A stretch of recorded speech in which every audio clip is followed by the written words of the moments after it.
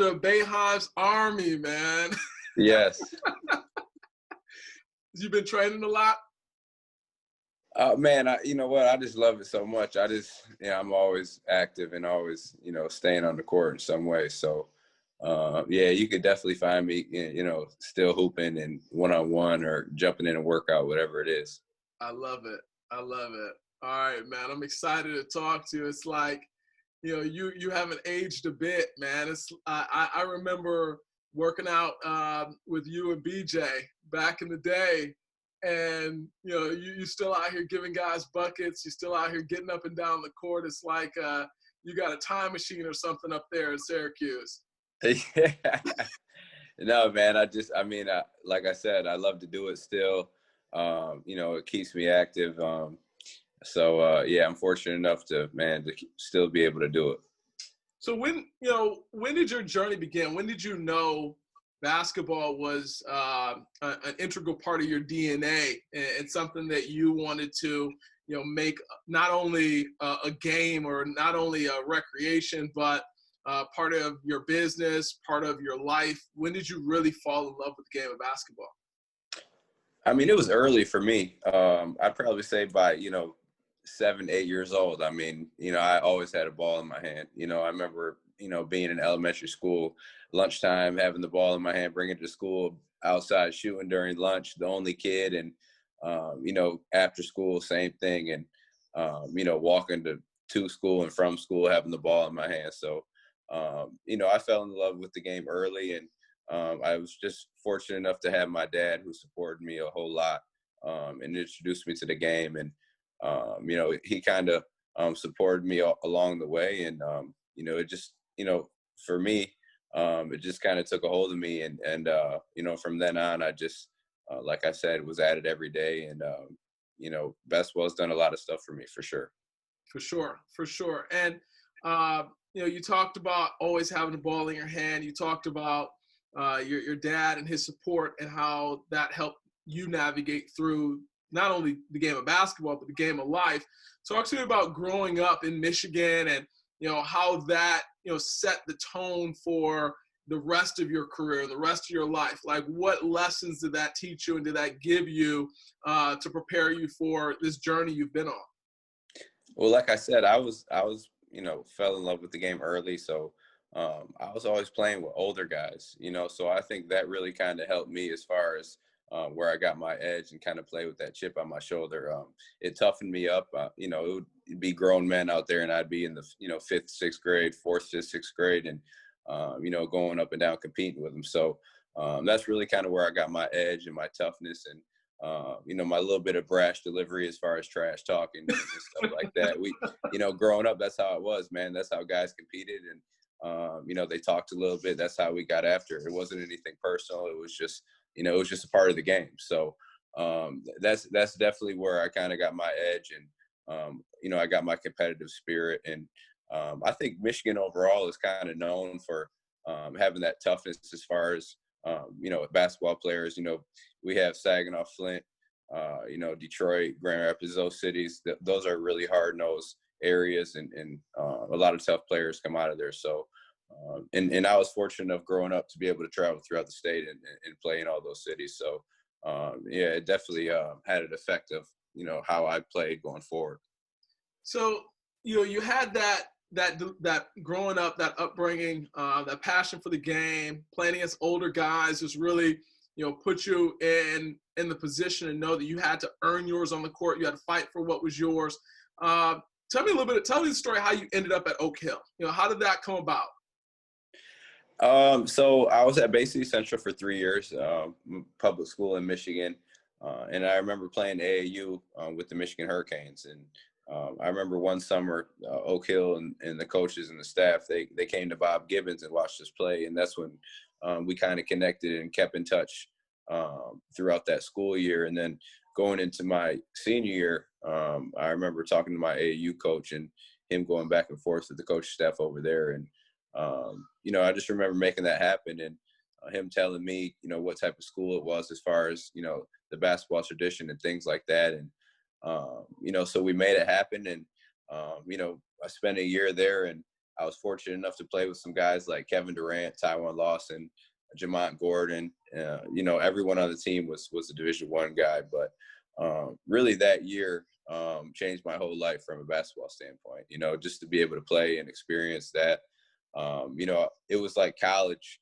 It was like I already did a year of college, with the traveling and the competition and the schedule that we played. So Oak Hill was outstanding for, my maturation as a basketball player going forward.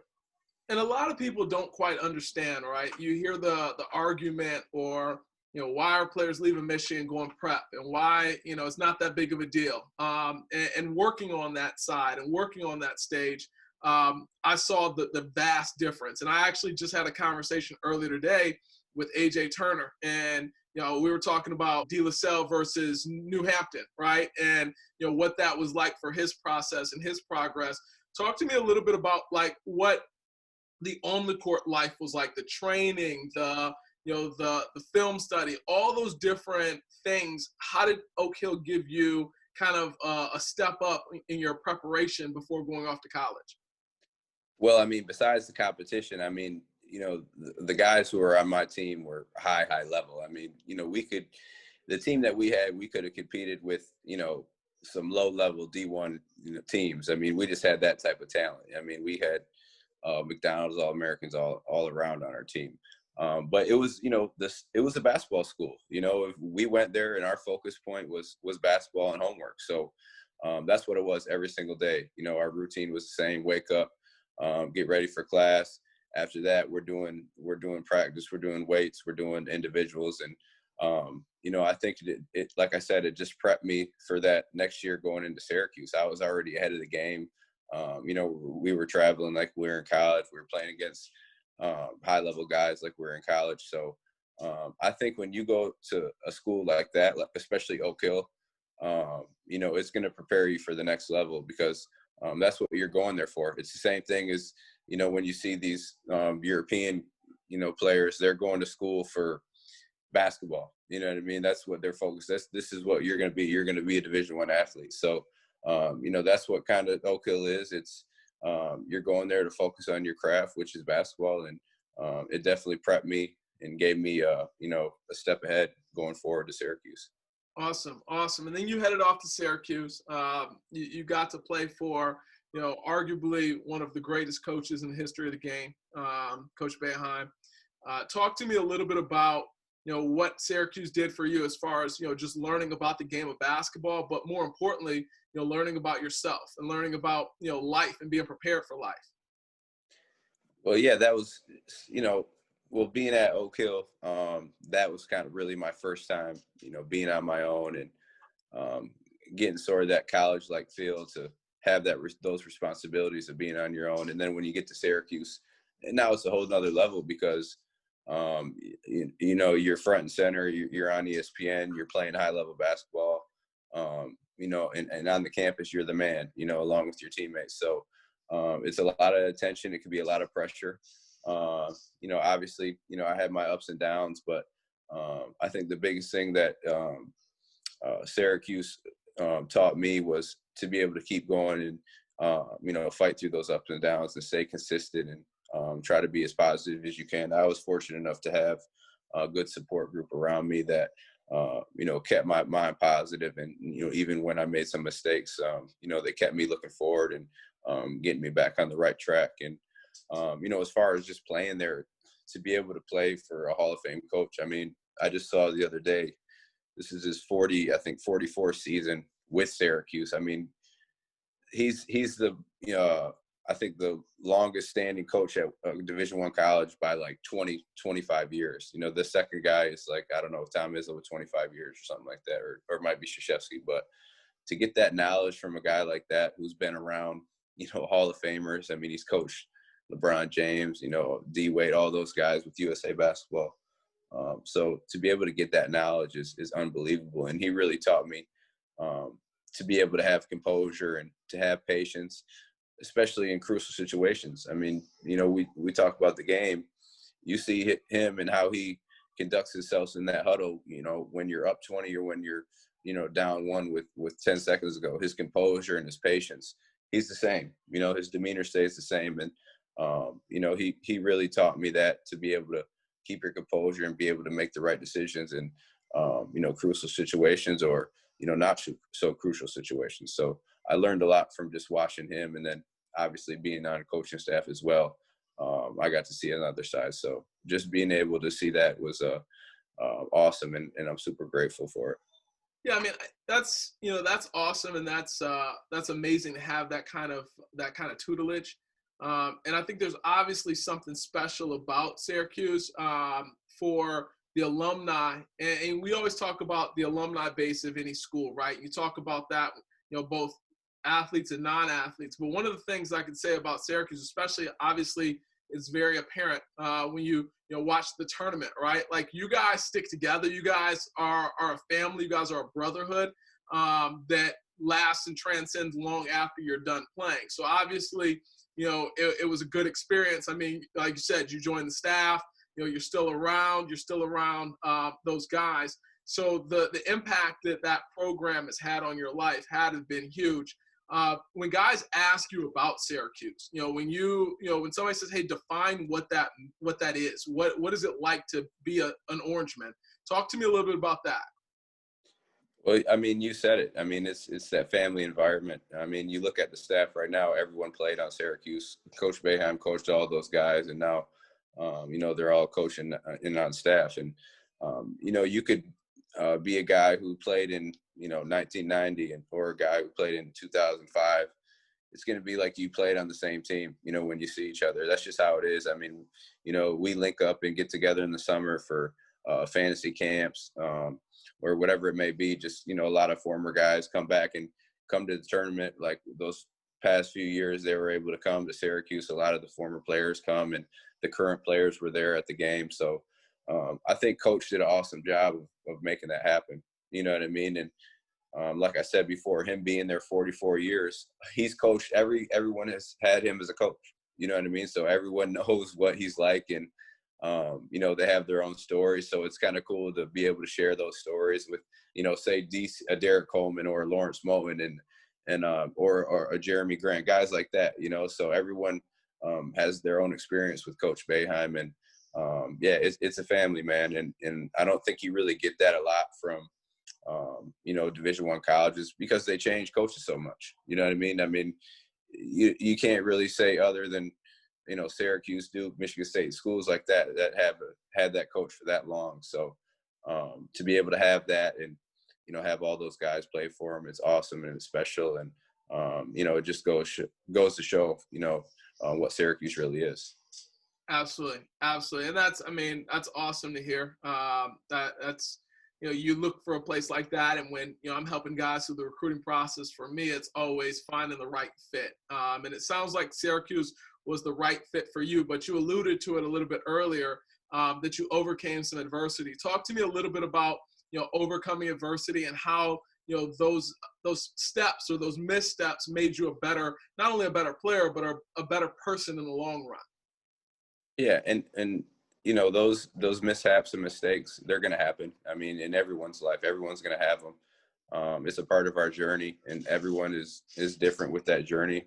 And, for me, I had some stuff happen off the court that may have hindered me, in my professional career or whatever it may be. But I've learned from that, and I've came back to be able to give back to the youth and give back to the community, and learn from those mistakes, and be able to tell these kids coming up who want to be in the same position that I am, as far as, playing high level basketball, and, kind of give them the knowledge that they need going forward. And that's kind of why I'm here. And that's why I've been through and went through the mistakes and things that happened to me, so I could share that to these kids now and give that to this knowledge to these kids.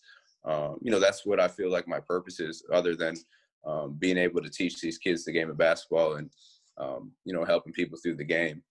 This is a part of it. You know what I mean? So, like I said, we're all going to have mistakes. We're all going to make mistakes, but, how do we deal with them? What are we going to do to figure those out when we make them? And what are the people we're going to put around us to help us, deal with those mistakes? And, the biggest thing I tell these kids is, really stay positive through the ups and downs, and then try to stay consistent. with doing the right things every day. You know, you want to just pay attention and be aware of the little details that really mean the most, because all those little details really add up to the big things in the big picture, you know? So I really try to preach that and tell the kids that, that I help out, whether it's basketball or off the court. And, it's helped me, and still to this day, I'm still learning, you know what I mean? I'm still, figuring it all out. And, I think as I continue to help these kids learn and grow, it helps me in that same respect. Absolutely. Absolutely. And, those daily habits are what create success, right? And, how you do anything is how you do everything. And taking those, whether it be a simple drill or boxing out or whatever, the things that some people might look at as little are the things that are, at the end of the day, the difference between a win and a loss, the difference between, a championship or going home early, right? Talk to me a little bit about making that transition, as a player. Obviously you grew up in Michigan, but, playing on the AAU scene, playing with the Hurricanes and Greer and all those guys, you traveled all around during high school. You go to Oak Hill, you're traveling all around the country, go to Syracuse. You pretty much have seen the United States as a whole, taking your talents overseas. Talk to me a little bit about that transition, what that was like, the positives, the negatives, just all the things that went along with being a professional basketball player, playing in an area in an uncomfortable or unfamiliar land. Well, at first, I mean, like you said, we've never been overseas, so kind of nervous, right? Nervous that I'm going to a whole nother country by myself without my family. It's not like I'm going from Michigan to Virginia or Michigan to New York. I'm going, all the way over to Australia or New Zealand or Europe or whatever it is. So I'm definitely nervous, but, then I'm thinking, man, I get to travel the world and see the world, play basketball and get paid for it, So, I mean, a lot of people would break their neck to be able to do that type of thing. And, then once I get over there and experience, all the different cultures, like I said, I was in Australia, New Zealand, Ukraine, I spent time in Italy, Russia, where else? Israel. So, and probably a couple few others I can't really think of, but, it was really one of the best things that happened to me, as far as like it opened my mind and broadened my horizons and gave me a whole nother perspective to look at. You know what I mean? Like the United States, it's way more than that, and seeing how people live. And I remember just being in Ukraine and just kind of seeing, how it was over there, and, a lot of poverty and how people were living. And it's a whole different world, you know what I mean? So it humbled me, and then it gave me a different perspective, and it made me thankful and grateful, that I was where I was from, so, and then, being able to come back and share those stories and that knowledge with people where I'm from and around my area, because not a lot of people get to do that, like I said, and I'm grateful for that, man. It helped me as a person more than anything, just to kind of broaden my mind and open up my mind to different things. And that's awesome. I mean, being able to share those stories, but the biggest thing, the thing that stands out the most about what you said is that growth of perspective, right? Like a lot of times, I'm from Detroit, and, when we're kids and that's all we've seen, we may, look at our existence and, oh man, that's messed up, or that's not, you see things and you don't appreciate them the same, right? Right. And you go overseas and you see things and you say, well, I can't believe I complained about that, right? And you realize that a lot of times the problems or the things that you perceived as problems in your life, there's somebody on the other side of this world that's praying to have your problems, right? Because their problems are about 10 times bigger than the problems that you have. So being able to experience the world and utilizing the game of basketball as a vehicle to see the world and just ultimately change your entire life and broaden your horizons and see things that otherwise you wouldn't have had an opportunity to see. Talk to me a little bit about coming to the grips of, and it's a little bit different for you because you're still playing. You're still, playing in the summers with Boeheim's Army in the tournament. But talk to me a little bit with coming to the grips of, all right, it's about to be over for me, right? It's winding down. It's time to make that transition. How did you navigate through that mentally? Talk to me a little bit about, the reality of the air's about to come out of the ball. What has that process been like for you? Man, still going through it. You know what I mean? Like it's tough, man. Like it's when you've been doing something your whole life. You know, like I said in the beginning, 7, 8 years old. That's what I was doing every single day. And yeah, to be able to come to grips with it, that you know it's winding down. You know the body hints at it every now and then. But you know, I'm still doing it, and I'm still going to do it till I can't. But I think what really put me at peace was that I'm still able to be around the game and still um, being able to share my knowledge with this younger generation. You know, through training, through coaching, and things like that. So as long as I'm around it and you know being able to be involved with it and share my knowledge, I think that gives me a you know a calm and a sort of peaceful you know feeling. But it's tough, man. It's like, because that's your identity, right? That's like what you've been doing your whole life. Like that's what you identify as. And I think, like I said, going overseas, it really kind of helped me see other things, because I think a lot of times we can get tunnel vision, you know, just as basketball players, as people in general, but as an athlete, you can get tunnel vision and limit yourself to where like this is what you are, and you know, this is the only thing that you can do. And when people are done, now they're kind of like, oh man, what do I do? You know what I mean? So being overseas and seeing people do other stuff, and you know, being exposed to different things, I think gave me a different mindset early. Like, all right, I can still be able to do different things. You know, when I'm done playing, if I'm not playing, you know, through the game of basketball, and just being able to reach out and connect with different people. You have opportunities outside of the game of basketball as well. So, man, fortunate enough to be able to learn some of that stuff early, and have an open mind about, you know, stuff other than basketball. But, you know, I'm going to continue to keep doing it, man. And, you know, but still transition and get into that other world is, you know, through basketball, but, you know, learning other things as well. So it sounds like having the game still in your life and having it, whether it be through training, coaching, the tournament, whatever the case may be, it slowed that transitional curve where it's not that drastic, you know, one day you're here and you're playing and then tomorrow it's over and you're just sitting there trying to figure it all out. You've had a little bit of a transitional period to kind of feel it and work through it. And re-identify, right? Like you said, as athletes, you know, that's where our identity goes and that's where it flows to.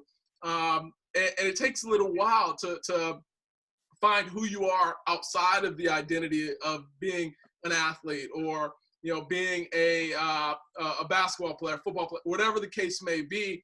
And you've had the opportunity to kind of ease that transition a little bit. Talk to me a little bit about, you know, going from the playing side to the coaching and training side, and what that transition's been like, you know, the positives, the hurdles that you've overcome, and getting to the side of teaching the game versus playing the game. So, I mean, I love coaching. You know, first of all, I love being able to give back to people. And then I love basketball. So let's put those two things together, you know, giving back to people through the game of basketball. And, you know, it's a lot tougher than people think, right? Because, you know, first of all, it's saturated now. Everyone's trying to do it, and they're not doing it the right way. And it doesn't matter if you have played the game or not. You know, it's different when you're trying to teach somebody how to play the game. You know what I mean? And what I've learned, especially, you know, with these young kids, is you got to try to put yourself in their shoes. Like they're not thinking, and they don't have the same perspective when you're teaching it as you would. You know what I mean? So a lot of patience, and being able to have that, you know, when you're teaching is crucial, man. And you know, keeping it basic as you can. You know what I mean? I think a lot of people try to go from 1 to 10 instead of 1, 2, 3, 4, 5. You know what I mean? Let's start with the left hand. Let's get that strong. Let's start the left hand, right hand dribble, and let's work on left, right, laying it up, left, right, left. You know what I mean? Things like that, the basic things. And I'm still learning, man. Like, I feel myself like getting better with it. And I think as I, you know, when I teach younger kids, it helps me even learn more, because now I got to kind of figure out creative ways to teach. Like, you know what I mean? It might like, all right, like if I can teach this guy a regular, you know, left, right into a right hand layup, but this kid is 7 or 8 years old, so he might not understand it how this 14-year-old might understand it. So now you got to be creative and, figure different ways. So it's a challenge, man, but it's definitely different than playing. Like, playing, all I had to go, I'm going out there and hooping, you know what I mean? So I've been doing that my whole life. Now it's, you got to figure out ways to how can I get him to understand this, you know what I mean? The way that, he can, you know what I mean? I know I can get it, but so it's been a challenge, man. It's been fun. And, I think it's opened up a lot of different possibilities for myself as well. So just looking forward to continue to build on that and growing in that as well. One of the things you said that stands out, a lot of guys want to go from 1 to 10, and it's important to go 1, 2, 3, 4, 5, and Right. build to that 10. And that sounds a little bit like the European training model. Do you feel like from being overseas that changed kind of your viewpoint of player development or of coaching and training based off of for example, overseas, they're fundamental, sometimes overtrained, right? Right. In here, it's more like, feel and play the game and, just instinct. Do you feel like that overseas model for you has given you that hybrid between, the feel and the training and development side? Or talk to me a little bit about that. Well, you always, being around the game, you always want to take the pros and cons from everywhere you go, right? And kind of make your own of it. And being over in Europe, you don't want to be robotic, right? But yeah. You definitely want to break the game down to where it's, simple, and you want to work your way up, like we said, step by step. And I think it's crazy because even just watching all these like Instagram videos and Twitter videos, like it almost sucked me in to be like, oh, dribble behind the back, cross. It sucks me in because it looks good sometimes, right? But then you're like, man, you'll never do that. You know what I mean? Like you'll never ever do that. You're like, let's work on your footwork and your shooting form and things like that. So that's really what I think these kids can get messed up by watching that stuff. And you're like, hey, why aren't we doing this? Like what is really good over in Europe is that they focus on the stuff that matters, and it's boring, but the kids listen and they buy in. I think over here, it can be tough if somebody gets a hold of a kid and then they're selling them something totally different. And then when they come to you, it's like, they don't want to stick with it. You know what I mean? I've had kids come to me where it's, they might go a week, they might go, 4 days, but at the end of the day, you got to be able to take what I give you and then do it by yourself consistently. You know what I mean? And that's what's missing is the consistency. You're not going to be good if you do it once or twice a week. You got to do it every single day. And it has to be the boring stuff. It has to be the footwork. It has to be the, getting your elbow in, holding your follow through.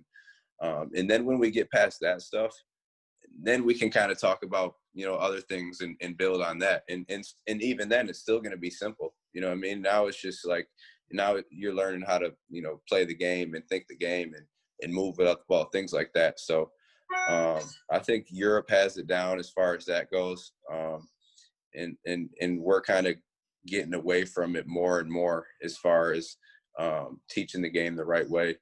And so, and you could be teaching the game the right way, but it's so many people teaching it the other way, you could be the wrong guy. You know what I mean? So that's kind of how it's feeling, like what it's going towards. So, just want to be able to try to teach the game the right way and, doing it the best way I know how. Absolutely. Absolutely. So in that process, it sounds like you've fallen in love with the game from a whole different perspective, right? A more cerebral approach, a more, utilizing as an opportunity to give back, utilizing as an opportunity to be about something bigger than you and more than yourself. Is this a journey, or is this a path that you see yourself being down on for the long run? Or, is there something that you're thinking beyond basketball? Where's your mind at when you think about, your future, you think about the next, 5 years or so for Eric Devendorf? Well, I think basketball is giving me the opportunity to be able to help people. And then as I've been doing more and more through the game of basketball and helping people, it's just opened me up to want to help people in different capacities. Like, we just had a back to school event where obviously basketball was involved, but then we had free haircuts and shoes and backpacks and shirts and, things like that. So it opens up more opportunities for myself to be able to do things in the community and around. And I think when you just do things like that, and wholeheartedly. Opportunities just come about out of nowhere. It's weird. You know what I mean? It's like you do great things and it's like another thing pops up. Hey, we want you to do this. And then everything just kind of builds and builds. So I just want to continue to, do what I love to do, which is, coach basketball, play basketball, and give back through the game of basketball. And then, give back, to my community here in Syracuse, however I can. And Syracuse has given me an awesome platform for me to be able to have a large reach out here. And, I'm fortunate enough to have that support to really get things going and get things moving. So just going to keep trying to do more things like that. And I just know, different opportunities come about from, things like that. Absolutely. Absolutely. So, I mean, you've had a hell of a career. You've had, a lot to look back on and be proud of. You've had a lot of growth, a lot of accomplishments, a lot of success. When you think about your career and you think about, guys that are navigating through the recruiting process, and you're putting yourself, because you talked about from your training, putting yourself in those players' shoes, right? So putting yourself in the shoes of a guy that's going through that process now, going through the recruiting process, trying to find a school, maybe he's already on campus. What's some advice that you would give, to your former self, navigating through all those different things? Some of the things that maybe if you knew what you knew now, you might have done a little bit differently. What's that message to that next generation? Well, as far as these kids now, I think it really doesn't matter where you go to school as far as like the level of, whether it's ACC or whether it's, a lower, a mid-major school. Go where it fits you. Go where you're going to have the best opportunity to grow and learn and get better. You don't want to be going there 1 year and then you're behind some guy for 3 years and you have 1 year to do what you do. Go there where you get an opportunity. It might be a year of a 1 year grind, but you're able to have those couple of years to be able to really flourish. And, as far as individually and be patient. Be patient. Like it's going to be some ups and downs. You're going to have times where you feel overwhelmed with having new experiences with being by yourself, going to school, having to have this time management to, juggle these tests, these exams, and traveling on the road, being away, and, getting all those things done. And then being able to have to go out and still perform. You know what I mean? So it can be a lot for a young kid coming in for the first time. So just be patient, take those blows, eat them. You know what I mean? You got to be able to go through that to get better and grow. And, make sure you have positive people around you in your circle to let you know that you're going to be good. This is part of it. It's part of the process. So if I think they can be able to, focus on that, be patient, and take those mistakes and learn from them, I mean, they'll be in a good place. That's awesome. Man, I appreciate you taking the time to step away and holler at us and drop some gems, because I think that, it's important for guys to learn from the steps of those before them, right? Yeah, absolutely. A lot of times we want to feel like we have all the answers or we can do it our way and we don't have to, seek guidance. But it's important. And one of the things that I love the most about your journey is you're transparent. Hey, I had some missteps. I had some mistakes, but, they made me better. They made me stronger. They made me, and a lot of times people don't want to share, we live in a filtered society, right? Like, right. Social media has put us in a position where, we have the ability to filter out, both literally and figuratively, right? What we're going to share. And we can make everything so beautiful, and the delivery of everything so beautiful. We can hide all the imperfections and hide all the uglies. Right. But those imperfections are where growth happens. Those imperfections are where character's built. So, you being able to have that transparency to say, hey, you know what? Look, it wasn't all smooth sailing. It wasn't a straight path, and that made me stronger. I think that these kids need to hear that. So I know without a doubt the kids that you're pouring into, both on the court and off the court, they're going to be much better off for having you in their life. So it's super dope the things that you're doing. And I appreciate you sharing some of that journey here today. And I hope that at least one kid learned something from it and is able to say, okay, I get it. Yeah, absolutely. And like you said, man, if we can hit maybe 1, 2, it's better than 0, right? Yep. That's the whole goal, to be able to reach somebody and hopefully they can reach another. So that's awesome, man. I appreciate you having me on. For sure. Thank you, man. We'll talk soon. Absolutely, man. Appreciate you. Yeah.